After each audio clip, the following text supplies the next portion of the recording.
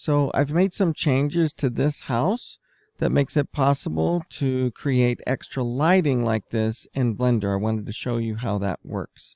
So in SketchUp, I've created some spaces where I've got a different color. This color needs to be totally different from the ones that are not glowing in your house. So I just picked some green because I didn't use green.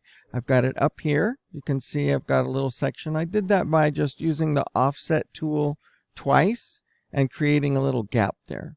Same thing right here, and I did it here at the bottom. Like a little groove going around. You can't see it unless you're looking at it upwards. So let's see how that works in Blender. I've already exported the DAE. So I'm just going to go and import it. I have the more DAE files. Make sure you save as every time you start. And this one's going to be today, 250207 Lit House.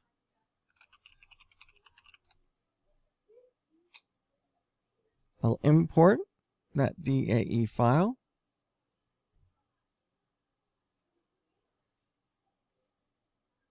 And switch it to fully rendered mode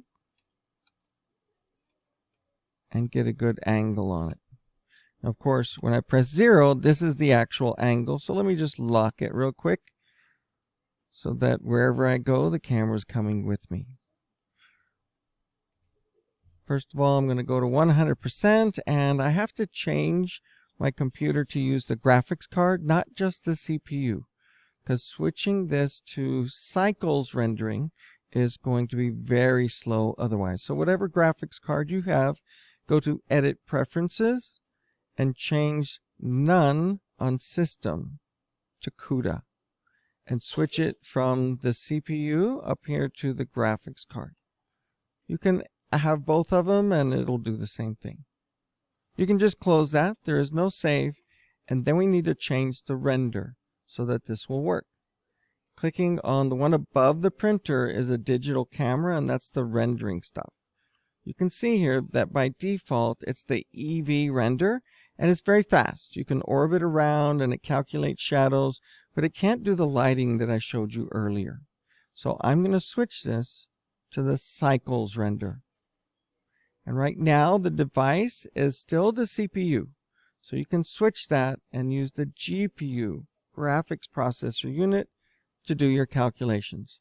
Now it looks the same, renders pretty quickly, but we're going to make that green glow with light. So you have to select it. So this is actually a little tricky to select.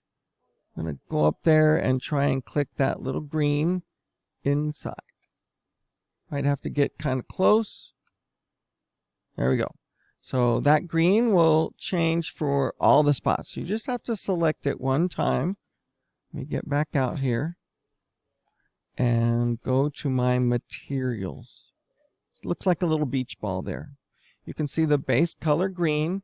I only have one color in what I selected. Otherwise you have to select whichever color you're trying to make glow.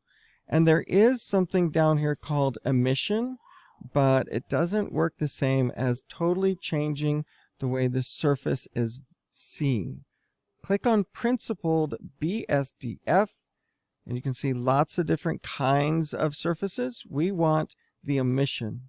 So now it's going to emit light. Now the strength of 1 is kind of hard to see. And we have that other light on. So let's see if we can just hide the light for now and zoom in a little bit so we can see if the light is, see, just dim. I'll just increase the strength of that light.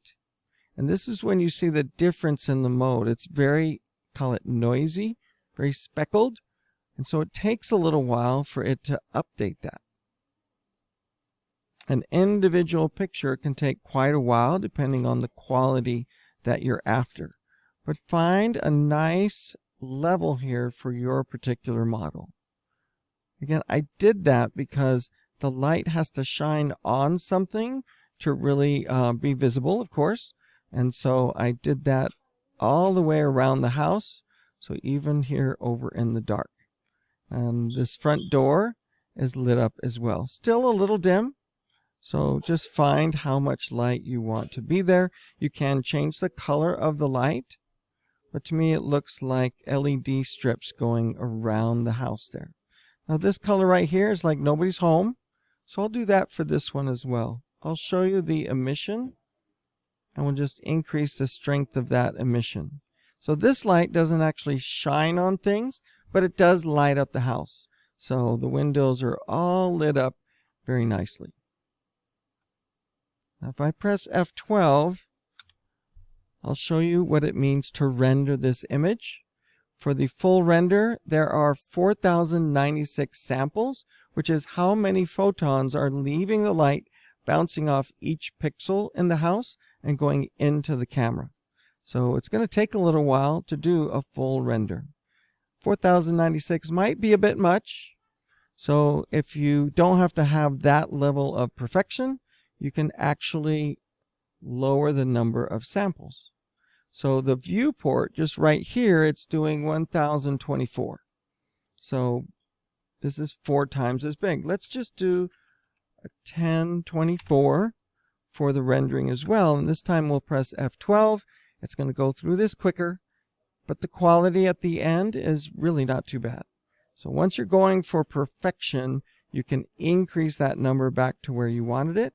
But especially if you're making a video where each frame has to be rendered individually, it's going to take quite a while to do a full render video, depending on how many frames you have. But this image can be saved with image save once it's done doing its full render, which is right about now. You can save the picture. Now we've got it. And you can see the picture is not too bad. Not great, but the shadows and light are actually looking pretty good right there.